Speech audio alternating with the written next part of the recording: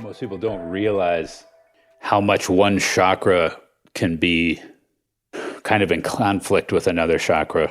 And so you do all this work on the one, but you don't realize that one of these other chakras is actually really working against you in that regard.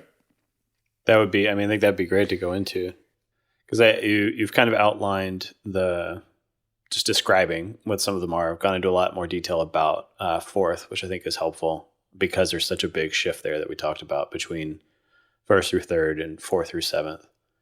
But the dynamics at play between them within ourselves and between people, I feel like feels like the next step, right?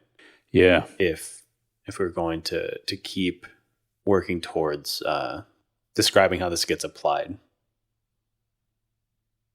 Obviously, in addition to talking about this stuff, which is hard to talk about and weird and abstract and non-rational, most of it, and then certainly to do these little experiential things, even in person, some people are going to sit there and go, what the hell are you even talking about? But more so on video, and then even more so where it's just audio, to say, okay, I'm going to shift more into this chakra or that chakra, is this vague thing. And so some people are just going to have no sense of that anything's happening. But surprisingly, a lot of people do. And like last time when I was playing with a fifth chakra shift, or we were talking about shifting down into second or third, when I've talked to a few listeners after that they were saying that they felt it, even cool. And they weren't people that ordinarily are, these aren't energy healers or whatever. They just were saying, wow, I was surprised that, it was silent on the podcast and then this shift happened. And they're like, what the hell? That's super cool. And I'm really glad to hear that. I was hoping someone would email about it, but no one emailed. Someone please just send us an email. That's awesome. Cause I feel it every time I listen to it. Part of it is like memory because I was there, but like, it's real. Like the way we're talking changes when you were talking about non-personal awareness, or are we talking about getting outside of like this focal point that's usually, looking around and thinking about the room, like you have a visual representation of a world outside your sense of self whenever you do a Zoom call. Yeah. In a pretty crazy way. But okay, so if I don't know, just play with it. I'll shift into. But let me just explain when I say shift into, just the model I tend to use to talk about it. The idea that we have this register in our mind and we're receiving all this information via all these different organs of experience, which each have different lenses. But it all kind of makes its way, just like in the nervous system, it's like all the nerves lead their way back up into the brain, right? And so if we say, okay, there's this register in the brain that is converting the information into a certain kind of experience. And then like I've talked about, like primarily these days, it's more of a cognitive rational experience where we kind of hyperfixate cognitively, rationally. And so we register it as such. Even if it's a physical sensation, our tendency is to immediately have that physical sensation be a thought, as opposed to just really registering the experience as pure sensation, which is a meditative exercise in itself to just allow yourself to experience and to register the experience without doing so much interpretive stuff. And that's a big argument that goes on in philosophy and stuff, as far as to what degree are we capable of that, et cetera, et cetera. But so anyway, we have this register. And so I'm saying that we all have all the chakras and we're all receiving energy to varying degrees through all the chakras all the time. But there's variance as far as how active, how developed, how intense is one person's chakra compared to another person's. And in a particular state, a person's chakras are doing different things than when they're in a different state. So there's a lot of moving parts, obviously. But so when I say, okay, I'm going to shift into this chakra, or I'm going to shift my attentional focus so that I'm registering more directly that particular chakra, which again, anybody has the ability to do. It's really the same thing if I say, pay attention to how your right foot feels right now. It's like, well, you have the ability to do that. It's a weird thing. It's like, I don't know exactly how I'm doing it, but I seem to have the ability to shift and suddenly be registering information from my foot, right? And most people do. But so I'm very practiced at discerning and focusing on chakra experience and which chakra, am I experiencing right now? And so obviously the more you do that, the more you get good at discerning it, and kind of the richer your experience of it gets. Okay, so that said, if I'm going to more intensely register and orient from seventh chakra, just let me do that now.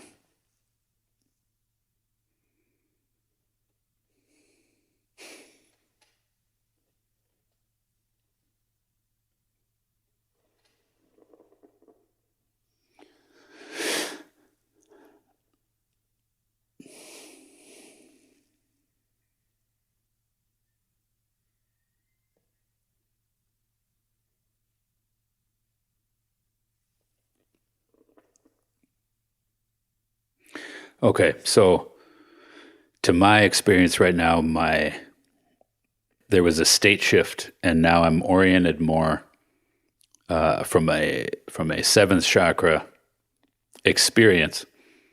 And the way I would describe that is, to a certain degree, it might look or feel analogous to when you see someone just take a massive bong hit and then they suddenly go into this different state. Only I think it's different than that, but there's something similar.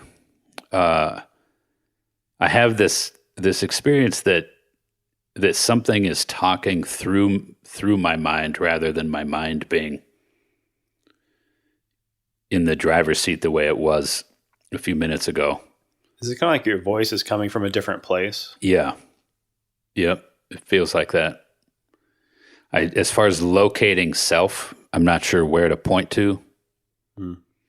It feels very good. There's a power to it. There's a security in it. I can tell that if I just sat in this while in an argument with someone, it could be quite annoying to that person, because there's something about this that's sort of untouchable by, for example, the third chakra. Like if someone's pleading their case from the third chakra and I'm just coming from here, meaning if I'm not meeting them in my third chakra at all, I'm just orienting from here, there's going to be a sense of sort of coming from sort of an authoritative indifference, even though that's not what I really feel. But I know that can be the experience on the other end of it. But at the same time, there's I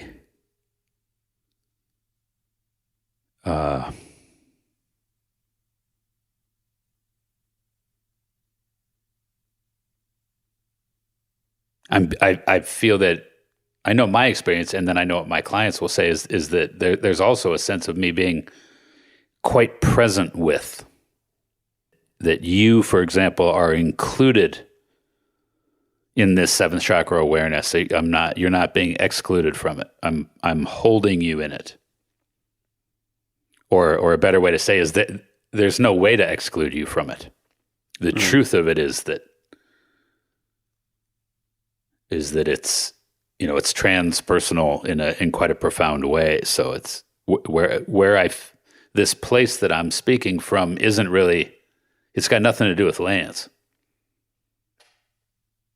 Now I'm translating it down through Lance, but my sense is that the origin of it is quite beyond this fool that's sitting here speaking into this microphone. There's for me, there's just there's a vibration to it that's like scary a little bit. Mm-hmm. There's like a chill to it. Mm-hmm. And I think it could just be like, it feels more like nervous excitement, not like a threat. Mm.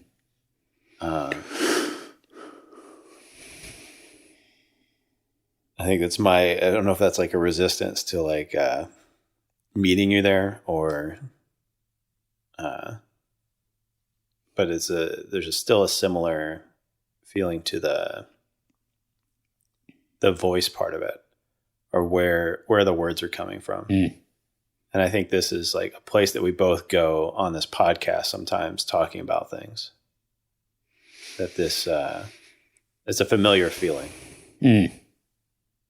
And it's very different than how I've been feeling leading up to this recording this morning.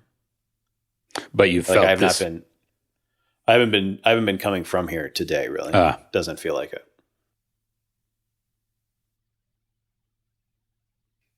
Yeah, but when I go, if I'm hearing you right, when I'm going into more of kind of just streaming or channeling mode and talking smart on this podcast, I kind of go into this orientation, right? Yeah. Yeah.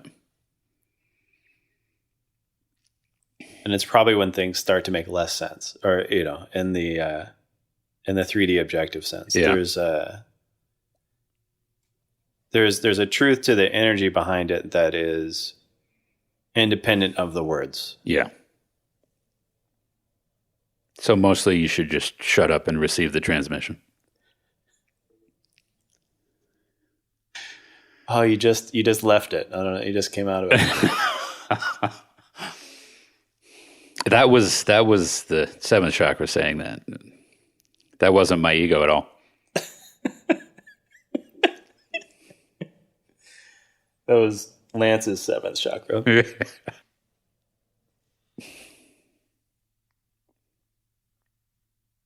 it's interesting today that we have video, because I can like comment on that, like because I've worked with you enough and like seen you enough and talked to you enough in these different states, that there's different visuals that go along with them. So, I mean, your eyes change dramatically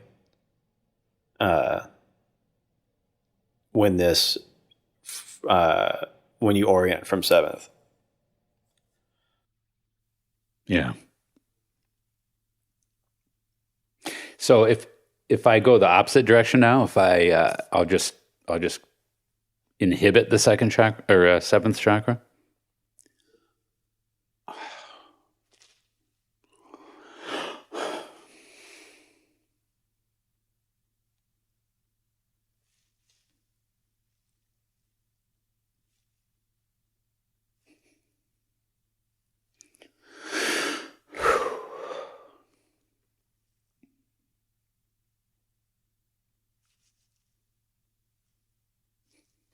Okay, so I'm still kind of coming down out of it, but I felt a state shift. I feel more present in my abdomen, like in my solar plexus. I feel more personal. I feel less like I'm, again in that mode of, like I'm speaking from. I feel like I'm speaking from within my personal self now instead of from somewhere beyond. Yeah. I feel less like I'm channeling, less channel and more just, I still feel a flow state to a degree, but right. But it feels. I think that's an interesting distinction. Flow state versus seventh knowing. Yeah. There's a flow, but the flow is coming through my personal self more.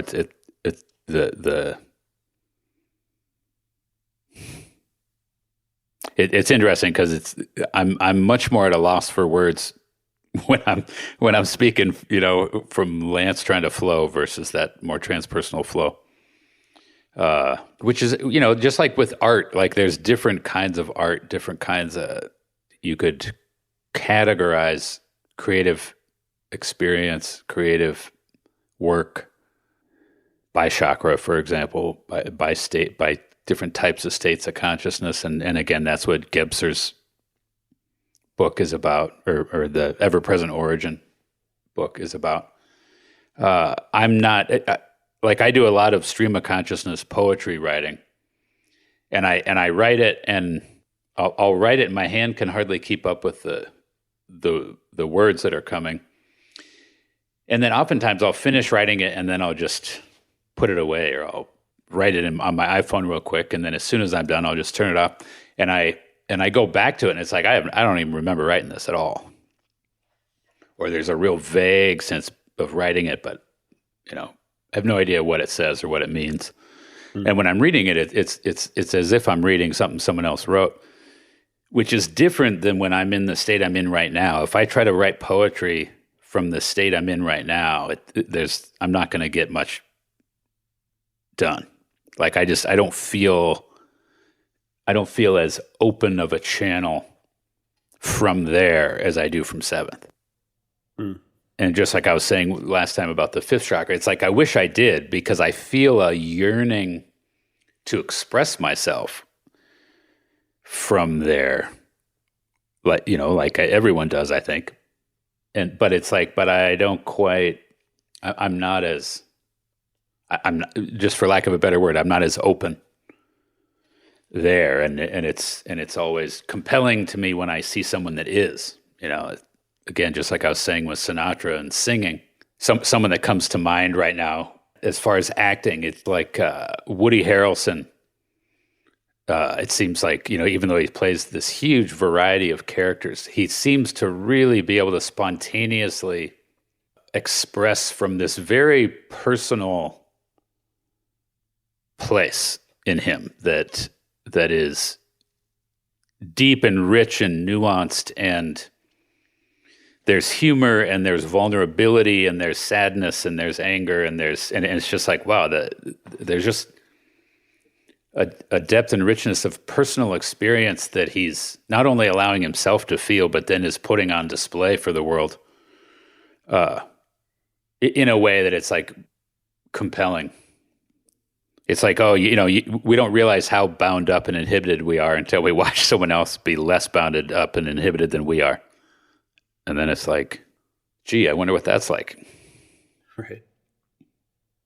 Do you think we kind of talked about at the beginning, just the going into fourth and then being pulled back down into first through third?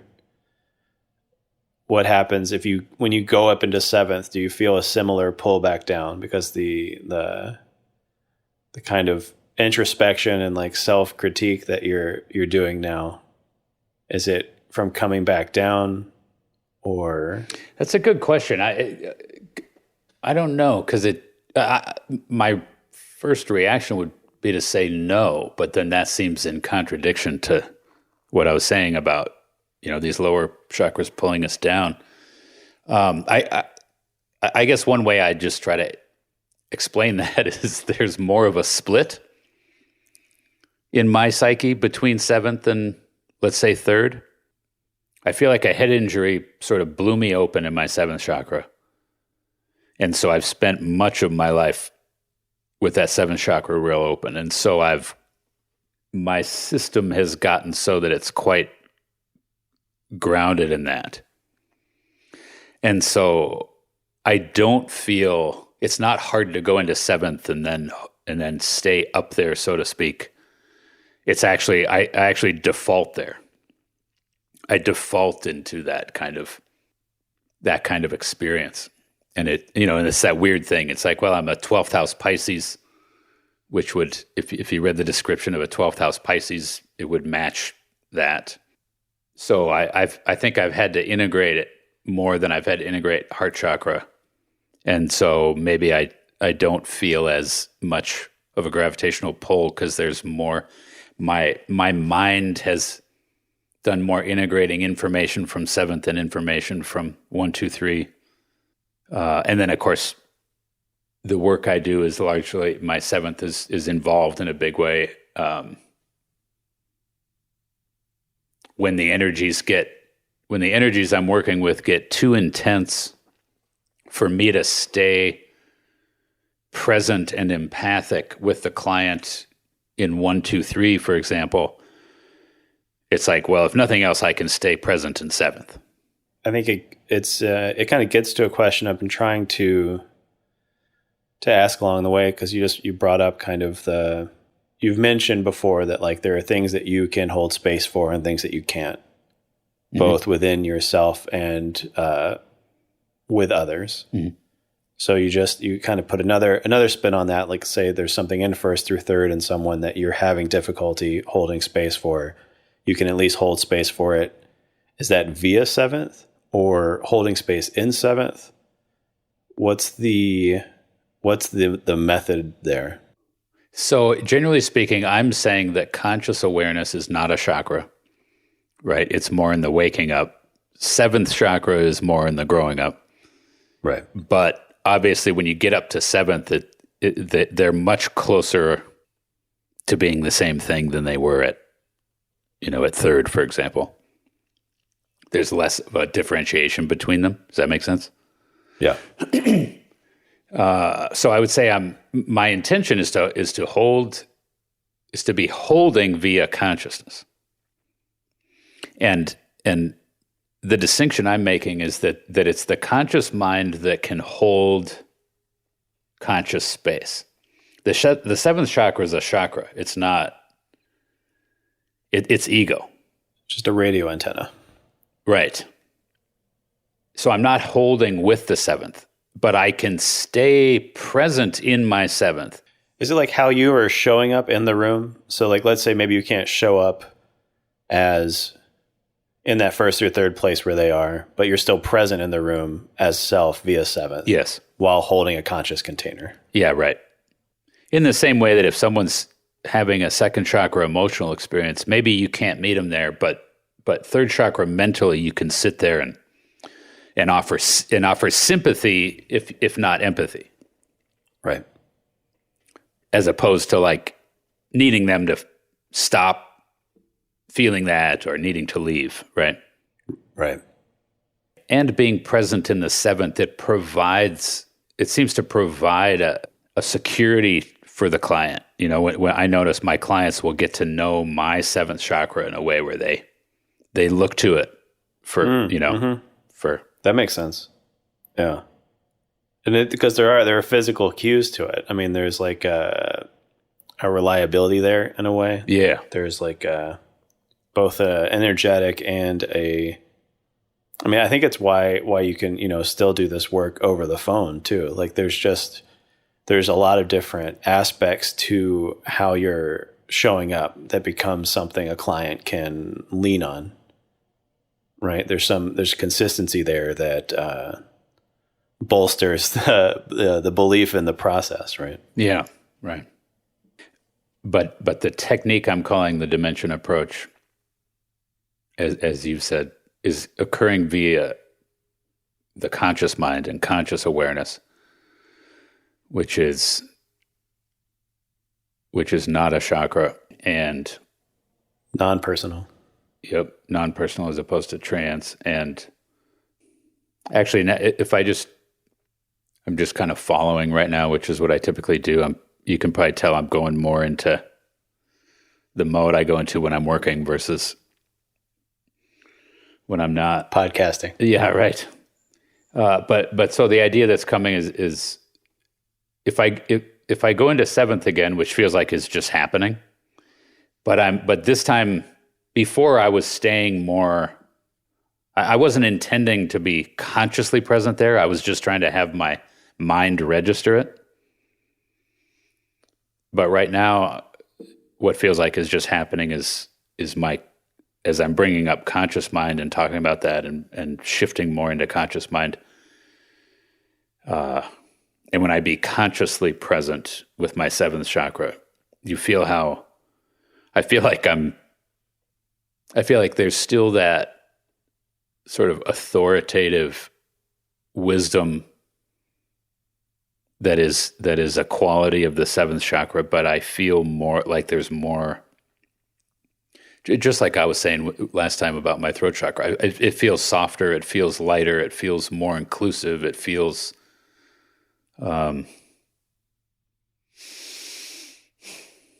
more compassionate. Instead of the seventh chakra being primary, it feels like consciousness is primary and the seventh chakra is just informing my mind. My experience of it is that you are more present.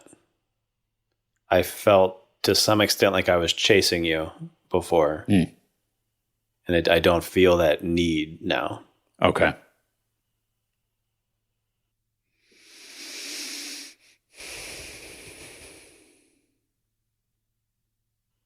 Yeah, it's a very tangible difference, and I could definitely see that. Like you were saying, you're trying to orient from there and describe that place as itself. Yeah. Right. Versus now describing it, from there and from outside of it. It's not an identity now. Whereas before, to the extent that consciousness isn't there, then the mind starts to grab it like it's an identity. Which you, if you don't mind me saying, which I guess you can edit it out if you don't, but when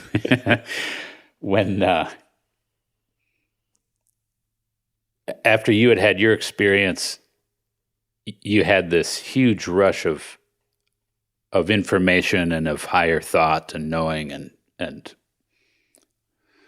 indecipherable stuff like that.